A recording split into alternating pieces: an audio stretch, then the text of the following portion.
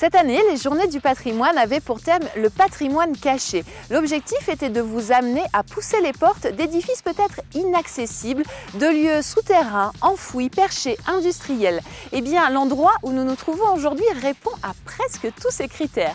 Bonjour et bienvenue dans ce nouveau numéro d'Esprit Mont Blanc. À ma gauche, un lac artificiel perché à près de 2000 mètres d'altitude. À ma droite, le Mont Blanc et sous mes pieds, des tonnes de béton sur 180 mètres de hauteur, ceux du barrage d'Émossons. Nous sommes en Suisse, dans le canton du Valais, mais la production de ce barrage, situé sur les hauteurs de Valorcine, concerne l'ensemble du pays du Mont Blanc.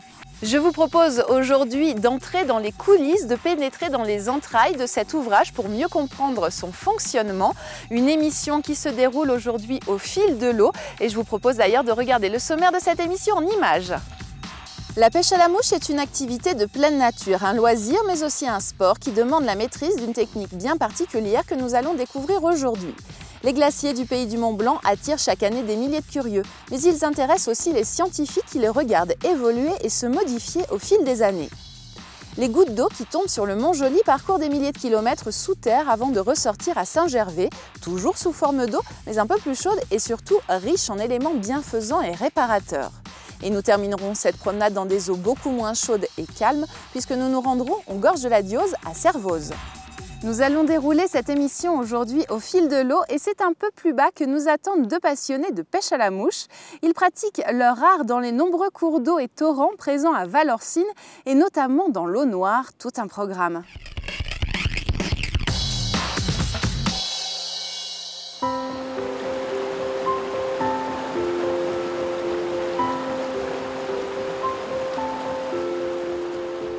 L'eau noire, ce torrent coule à travers la vallée des Ours, en plein cœur du pays du Mont Blanc.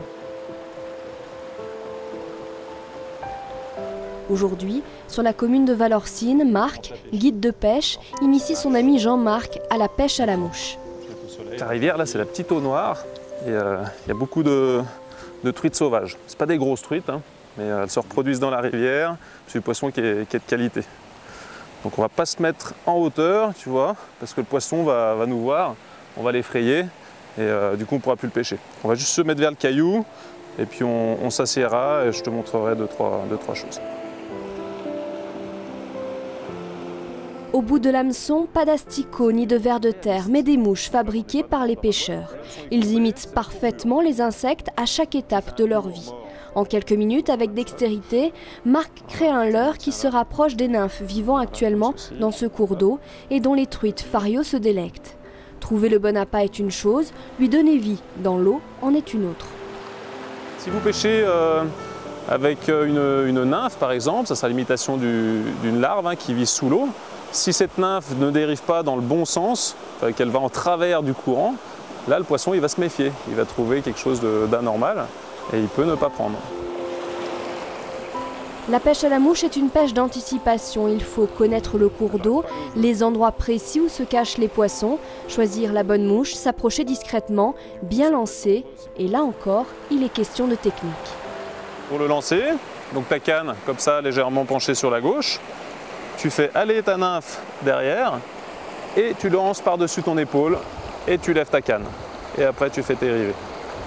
Il faut se cacher, il faut pouvoir trouver l'endroit où les poissons sont cachés et puis toute la partie technique du lancer.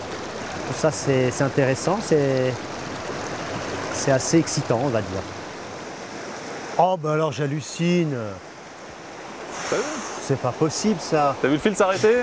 Mais non mais j'ai rien vu. T'as rien vu? C'est pas normal en une seconde d'attraper un poisson. Ah, bah, c'est dingue. Faut bien voir.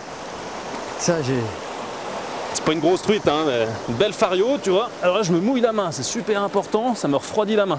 Parce que tu la brûles sinon. Elle, t'as vu dans quelle température elle vit? Si tu la chopes, tu vas la brûler. Si elle bouge, hein, je force pas, hein, je la laisse se calmer. Et là, je vais enlever mon hameçon, voilà, délicatement, sans la rive. Super. Sympa, voilà. Incroyable.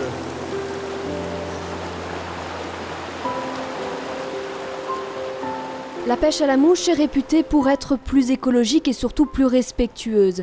Sa pratique est le plus souvent dite no-kill, le poisson est relâché. Les guides de pêche sont à votre disposition pour vous initier. Sachez que cette pêche peut se pratiquer du mois de mars au mois d'octobre, mais d'après les professionnels, les plus belles prises se réalisent généralement fin mai, début juin. Loisir pour certains, sport pour d'autres, la pêche à la mouche reste une bonne occasion de découvrir, de manière ludique, le pays du Mont-Blanc. Nous sommes en compagnie de Christian Caron. Bonjour Christian. Bonjour Géraldine. Vous représentez la commune de Finhaut sur laquelle se trouve ce barrage d'Émosson. Alors pourquoi et en quelle année a-t-il été construit ? Alors Émosson a été construit en 1975, enfin, il a été mis en exploitation plus exactement en 1975. Pourquoi ? Simplement pour avoir plus de capacité hydroélectrique. C'est donc une affaire franco-suisse, puisque la société qui exploite ces lieux est une société française et suisse, 50% chacune. On est effectivement sur les hauteurs de Valorcine. À quoi ressemblait ce lieu avant que ce barrage ne se construise ?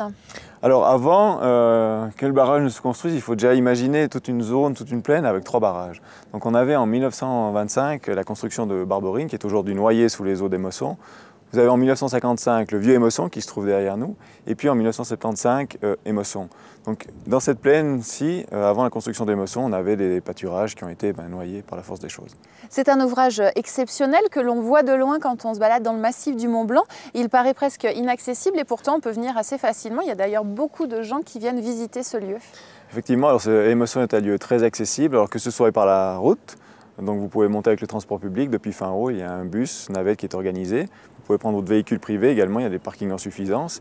Et puis, alors pour ceux qui veulent un peu plus d'exotisme, je dirais, vous pouvez prendre les installations du parc d'attractions du Châtelard, où là, alors, vous allez découvrir 3 installations absolument uniques.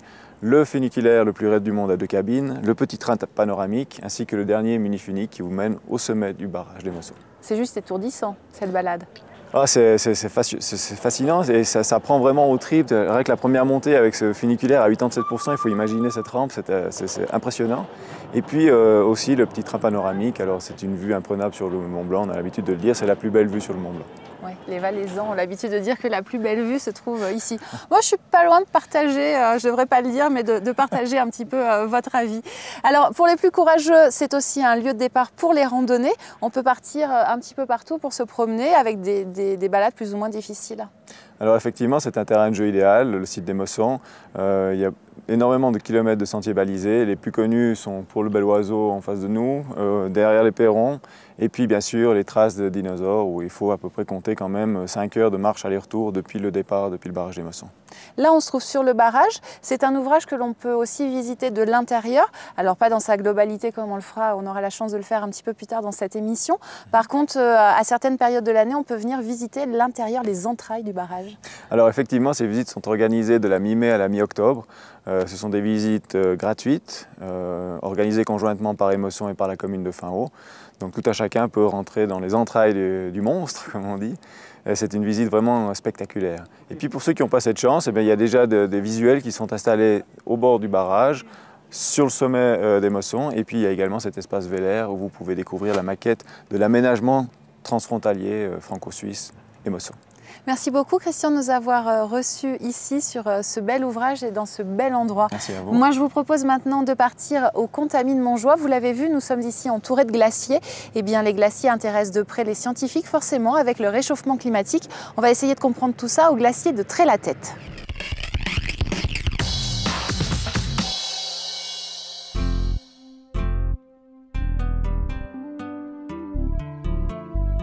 Chaque année, depuis 1999, le comité scientifique d'Aster, association en charge de la gestion des réserves naturelles de Haute-Savoie, se rend sur le glacier de Trélatête au Contamine Montjoie.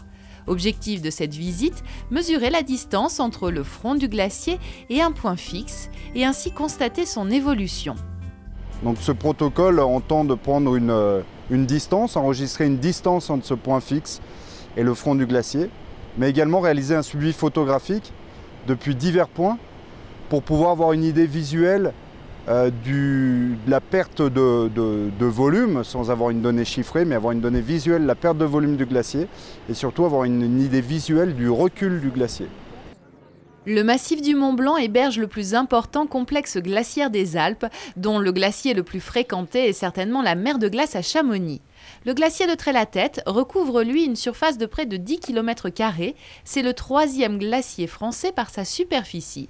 Une envergure qui ne cesse cependant de diminuer chaque année.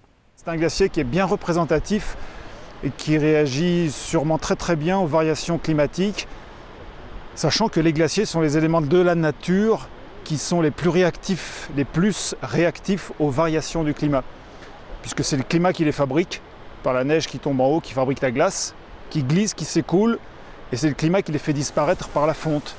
Sachant qu'en ce moment, on a plutôt des étés chauds, et donc le retrait de nos glaciers est dû aux chaleurs de l'été. Alors que dans les années 60, le retrait de nos glaciers était dû à un manque de neige. Et entre ces deux périodes, dans les années 70-80, tous les glaciers, 80-90% des glaciers alpins, avaient gagné du terrain. Donc c'était il y a 30-40 ans. On peut dire qu'aujourd'hui, nos glaciers reprennent l'état du Moyen-Âge. C'est un glacier qui atteignait la Combe Blanche, donc environ 2 km de plus, voire même 2,5 km de plus en longueur dans les années 1840-1850. Et on a quelques rares lithographies représentant l'extension du glacier. Là où nous sommes en ce moment, il y avait à peu près 200 mètres d'épaisseur de glace sur nos têtes, au maximum du petit âge glaciaire en 1850. De nouvelles mesures devraient être effectuées sur ce glacier de Trélatête, des mesures cette fois de volume qui permettront de dresser un carnet de santé détaillé et spécifique à ce glacier. Chaque glacier a sa manière de réagir. S'il est de face nord, de face sud, s'il prend naissance à 4000, à 3005, à 5000 comme au Mont Blanc, s'il est blanc, s'il est noir, s'il a des ruptures de pente ou s'il est tout plat. Chaque glacier, un peu comme nous, a son caractère et sa manière de réagir avec un temps de retard ou pas. Et avec ces mesures-là, de variation de longueur et de masse, si on peut le faire dans l'avenir, on peut aussi calculer le temps de réaction du glacier à une variation climatique favorable ou défavorable maintenant. Les glaciers reculent, un phénomène qui s'est déjà produit au fil des siècles, mais aujourd'hui, plus qu'au Moyen-Âge, le monde scientifique possède les outils pour suivre ces évolutions et mieux les comprendre pour le bénéfice des générations à venir. Dans l'immédiat, les professionnels de la montagne doivent s'adapter à cette fonte de la glace. Cet été, une passerelle a été conçue pour sécuriser l'accès au refuge des conscrits. Le passage était devenu trop délicat avec le retrait du glacier. L'eau est l'élément essentiel, vital au pays du Mont Blanc. À Saint-Gervais, l'eau est même réparatrice, elle possède des vertus curatives. Alors d'où vient cette eau? Comment s'est-elle chargée en minéraux et en oligo-éléments si particuliers? La réponse tout de suite.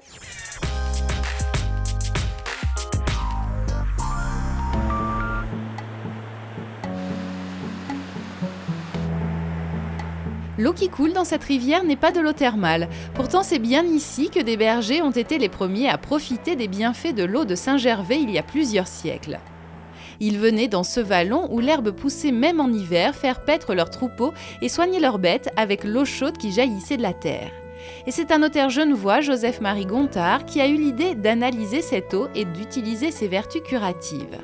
Et chose extraordinaire, c'est que la première analyse de cette eau à Genève, donc en 1807, a démontré exactement les propriétés qu'on lui connaît aujourd'hui, avec globalement l'ensemble de la minéralisation que l'on connaît aujourd'hui. C'est extraordinaire de penser qu'il y a 200 ans, un peu plus maintenant, on avait déjà cette capacité à analyser l'eau telle qu'on l'a aujourd'hui.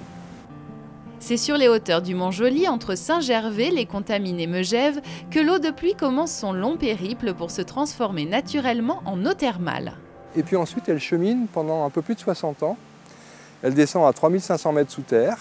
Elle se charge en température, après s'être chargée en oligo-éléments, etc. Et une fois qu'elle passe en ébullition, elle se transforme en gaz et elle remonte d'un seul coup. C'est-à-dire qu'elle jaillit au travers de la roche et nous, on la capte au moment où elle arrive à une centaine de mètres sous la terre.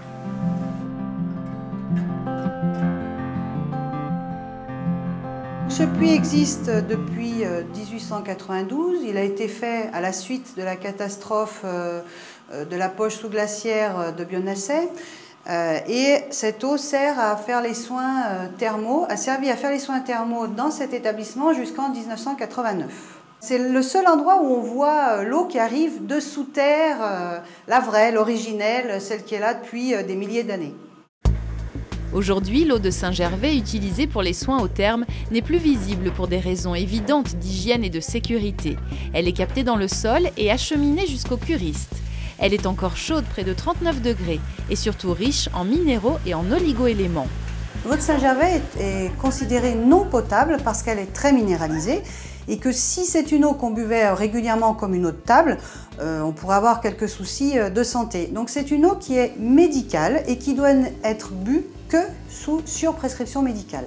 La caractéristique première, c'est son côté anti-inflammatoire dû à la quantité importante, majoritaire, du soufre. Elle a aussi d'autres minéraux tels que le bore, le barium, le lithium. C'est des oligoéléments qui sont dans des proportions plus faibles, mais qui sont aussi très importants puisque le lithium permet ce côté apaisant, le bore, le barium, tout ce qui est côté antioxydant, antiradicalaire aussi. Donc c'est pour ça que Saint-Gervais, c'est bien pour le côté anti-inflammatoire médical, mais aussi pour le côté bien-être puisqu'on récupère tous ces bienfaits quand on vient aussi dans les bains du Mont-Blanc. Apaiser le corps et l'esprit, l'eau de Saint-Gervais n'est plus uniquement utilisée pour soigner, mais pour aussi procurer détente et bien-être. Elle est aussi désormais l'ingrédient principal d'une ligne de soins cosmétiques, un peu de Saint-Gervais dans un flacon.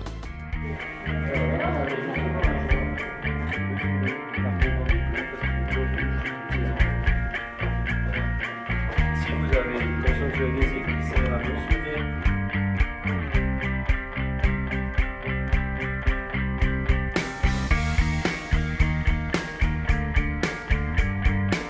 Nous sommes en compagnie d'Alain Sautier. Bonjour Alain. Bonjour. Vous êtes chef d'exploitation de ce barrage d'Émosson et des centrales de production d'électricité, c'est bien cela? Oui, c'est juste. Alors, qu'a de particulier ce barrage? Pour moi, il est assez impressionnant, pour vous, peut-être pas forcément. Alors, c'est un barrage qui n'a pas vraiment de particularité technique, puisque c'est un barrage traditionnel de type voûte à double courbure.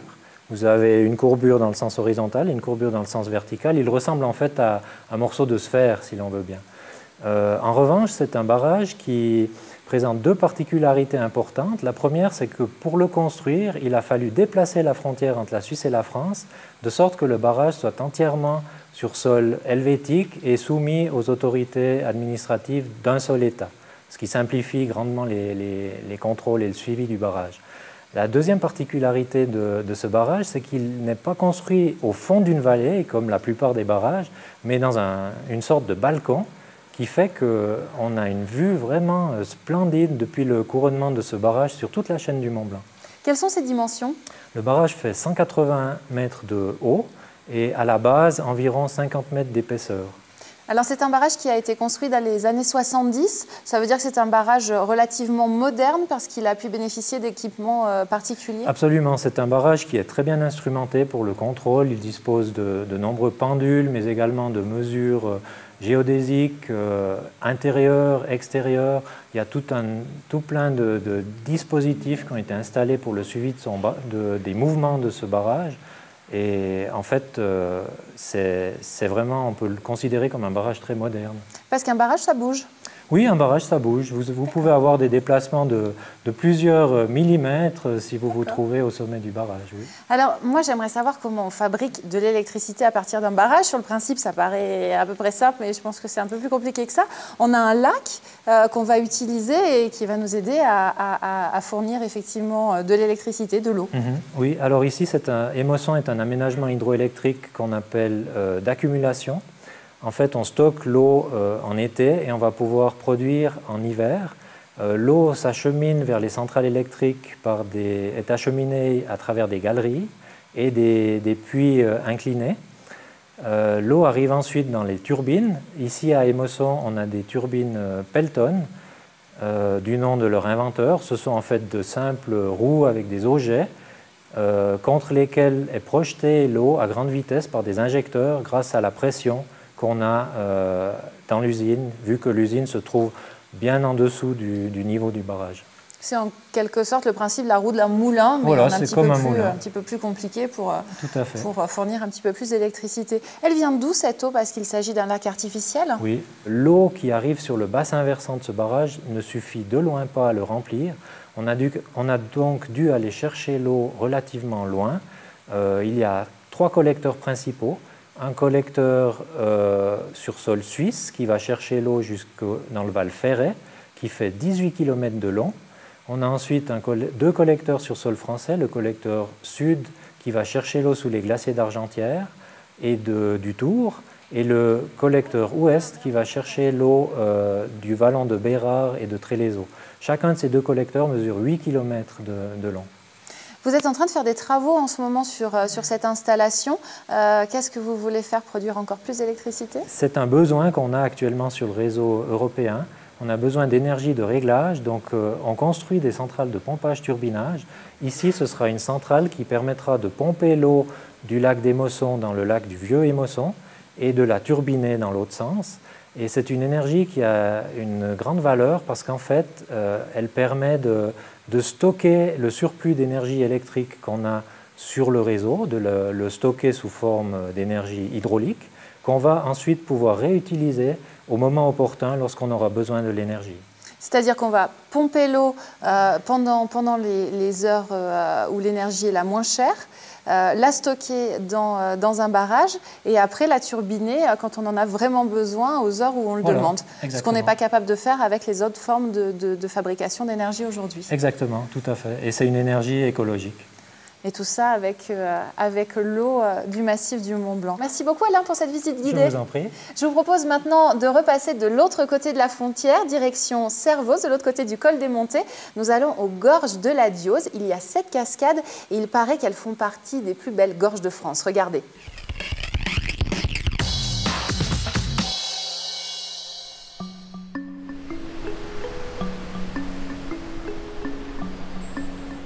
Il existe en plein cœur du pays du Mont Blanc un lieu unique et un peu magique où les bouillonnantes cascades trouvent une caisse de résonance dans les parois rocheuses.